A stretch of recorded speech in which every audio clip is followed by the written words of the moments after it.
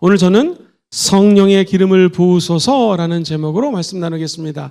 성령의 기름 부으심이라는 건 도대체 무엇이고 어떤 축복이 있습니까?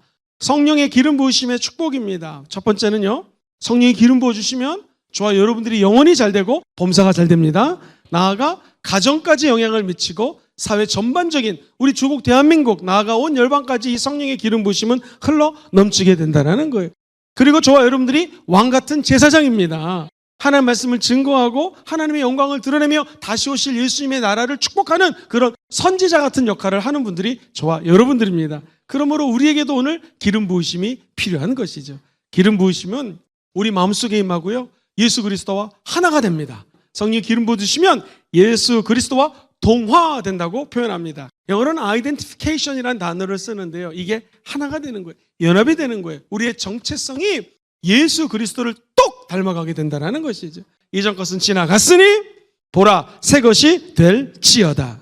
두 번째, 주님은 기름 부은 자를 철저히 보호해 주십니다. 성령이 기름 부어놓고 너희가 알아서 살아라가 아니라 끝까지 돌봐주시는 거예요. 시편 기자는 105편 15절에 이렇게 노래합니다. 이르시기를 나의 기름 부은 자를 손대지 말며 나의 선지자들을 해하지 말라 하셨더라. 예수님이 응에 태어났습니다.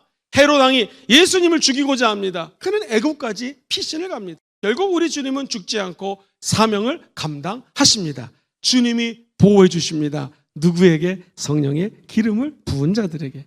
세 번째, 주님께서는요, 성령의 기름을 붓고 완전히 구별하십니다. separation이라는 단어를 씁니다. 분리해 놓으시는 거예요. 세상으로부터 저와 여러분들을 구원해 주셨습니다. 그리고 하나님의 사람으로 도장을 꽝 찍어 주셨어요. 이것을 우리 성경에서는 인치심이라고 얘기합니다. 인쳐주셨다라는 것은 도장을 찍었다라는 거예요. 고린도후서 1장 22절 보면 그가 또한 우리에게 인쳐주십니다. 보증으로 우리 마음에 성령을 부어주십니다. 오늘 갈라디아서 1장 15절 말씀처럼 어머니 태, 모태로부터 우리를 택정하시고 하나님의 은혜로 저와 여러분들을 불러주신 분이 바로 우리 안에 계시는 성령 하나님이십니다. 에베소서 1장 13절 말씀처럼 그 안에 너희도 진리의 말씀 곧 너희의 구원의 복음을 듣고 그 안에서 또한 믿어서 약속의 성령으로 인치심을 받았으니. 세 번째, 하나님은 우리의 심령을 환하게 조명해 주십니다. 조명이라는 것이 illumination이라는 단어를 쓰는데 아주 중요한 의미입니다. 껌껌하면은요 아무것도 보이지 않습니다. 전깃불을 켜면 빛이 많은 것처럼 우리 영혼 속에 어둠이 있을 때 성령이 빛을 비춰주시면 어둠은 떠나가게 되어 있습니다. 다섯 처녀는 기름을 준비했습니다. 다섯 처녀는 기름이 없었습니다. 결국 신랑이 올 때 다섯 처녀만 예수를 만난 것처럼 우리도 성령의 기름 부으심이 끊이지 않게 되기를 주의 이름으로 축원드립니다. 아삽이라고 하는 사람이 성경을 적었는데 시편을 적었습니다. 하나님, 악한 사람들이 너무나 잘 돼요. 그리고 하나님 믿지 않는 사람들이 더 승승장구합니다. 자녀들도 시집장가들을 잘 가는 것 같고요. 도대체 우리 예수 믿는 사람들은, 하나님 믿는 사람들은 어려움 속에서 헤매고 있습니다 라고 얘기를 합니다. 그런데 갑자기 성령님이 그에게 기름을 부어주시고 깨닫게 하십니다. illumination, 하나님이 그 영을 조명합니다. 그러자 시편 기자는 시편 73편 16절 17절 이렇게 고백합니다.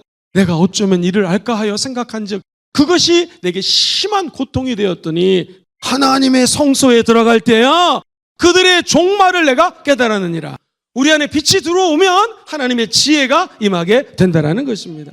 네 번째, 주님의 향기를 흩날리게 하십니다. fragrance란 단어는 구약에서 제사 지낼 때 썼던 단어입니다. 솔로몬이 다윗이 만들어 놓은 수많은 기자재를 가지고 성전을 졌습니다. 성경에 보면은요, 성전을 하나님께 헌당하는데 이게 웬일입니까? 하나님이 임재하시는데 연기가 나타납니다. 향기가 진동을 합니다. 제사장들이 이 성물을 만지면서 제사를 드리는데 이분들이 서 있을 수가 없어요. 왜? 하나님의 강하고 급하고 역사하는 바람이 불어왔기 때문입니다. 뜨거운 성령이 불에 임해서 연기가 나고 냄새가 나고 향기가 진동했다라는 것이죠. 고린도후서 2장 14절 15절에 항상 우리를 그리스도 안에서 이기게 하시고 우리로 말미암아 각처에서 그리스도를 아는 냄새를 나타내시는 하나님께 감사하노라. 우리는 구원받은 자들에게나 망하는 자들에게나 하나님 앞에서 그리스도의 향기니. 성령의 기름 부으심을 받고 그 향기를 온 열방에 흩날리게 되시기를 주의 이름으로 축복합니다. 여섯 번째, 주님의 사랑을 심어주고 나누게 하십니다. 성령의 기름 부으시면 우리의 소망이 부끄럽게 되지 않습니다. 왜냐하면 성령으로 말미암아 하나님의 사랑이 우리 안에 부어지기 때문이에요. 성령이 함께할 때 사랑할 수 있는 능력을 받게 된다는 것입니다. 사도행전 2장 42절에 보면은요, 그들이 사도들의 가르침을 받습니다. 초대교회 성도들이 서로 교제합니다. 그리고 떡을 뗐다라는 것은 성찬 예배를 드립니다. 그리고 오로지 기도하기에 힘씁니다. 하나님의 초대교회는 저렇게 예배하기 힘썼을 때 사람들마다 두려워하는데 사도들로 말미암아 기사와 표적이 일어납니다. 근데 웬일입니까? 믿는 사람들이 다 함께 모여 있어서 모든 물건을 서로 통용한다. 어려운 말로 유무상통한다고 얘기합니다. 재산과 소유를 팔아 각 사람의 필요를 따라 나눠줍니다. 사랑을 옆에게 전하기 시작합니다. 날마다 마음을 같이하여 성전에 모이기를 힘쓰고 집에서 떡을 떼며 기쁨과 순전한 마음으로 음식을 먹고 하나님을 찬미하며 또 온 백성에게 칭송을 받으니 주께서 구원받는 사람을 날마다 더하게 하시느니라. 7번째, 성령의 기름 부심이 왜 중요하냐면 예수님처럼 섬기는 은혜를 주십니다. 하나님이 나사렛 예수에게 성령과 능력을 기름 붓듯하며 드디어 예수님이 선한 일을 두루다니며 하신 것처럼 우리에게도 필요한 것이 바로 하나님의 기름 부으심입니다.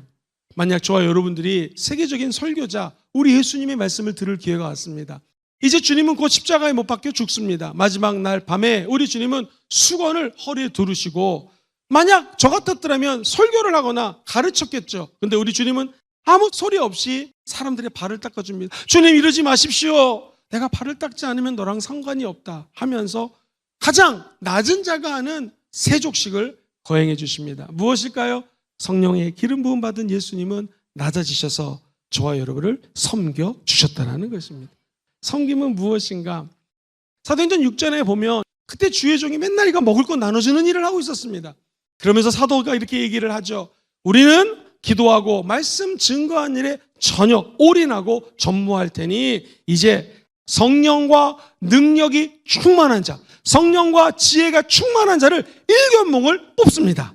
그리고 그들이 하나님의 일을 하기 시작합니다.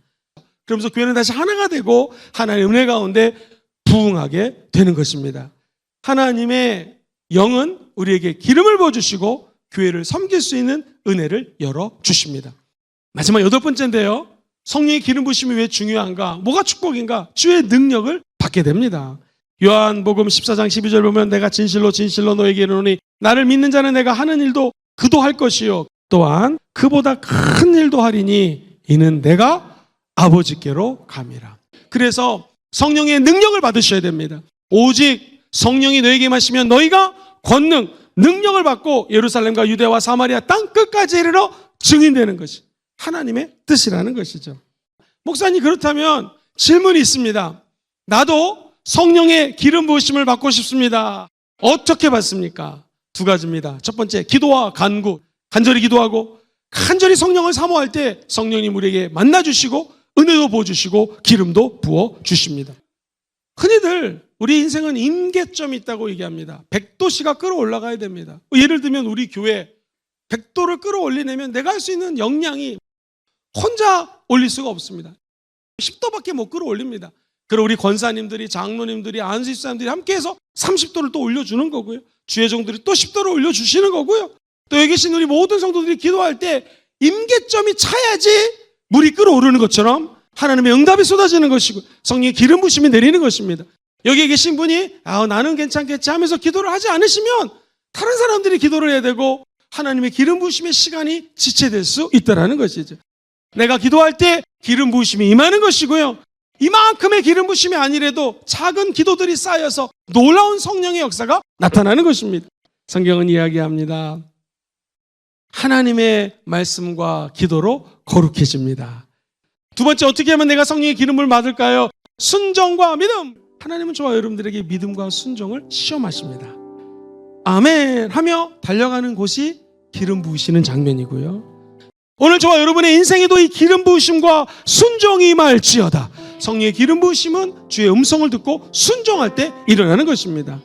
오늘 본문의 말씀, 하나님이 나사렛 예수에게 성령과 능력을 기름 붓듯 하셨음에 그가 두루다니시며 선한 일을 행하시고 마귀에게 눌린 모든 사람을 고치셨으니 이는 하나님이 함께 하셨습니다.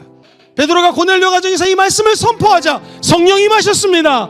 그들이 하나님의 임재 가운데 기뻐팀에 하나님을 찬미하고 방언이 터졌습니다. 우리에게도 이 오순절날 성령의 사건이 재현될지어다, 마가다락방의 사건이 재현될지어다, 고넬료 가정의 기름 부으심이 임하기를 소망합니다. 언제? 기도할 때, 하나님 말씀에 순종할 때 이 일이 그대로 될지어다.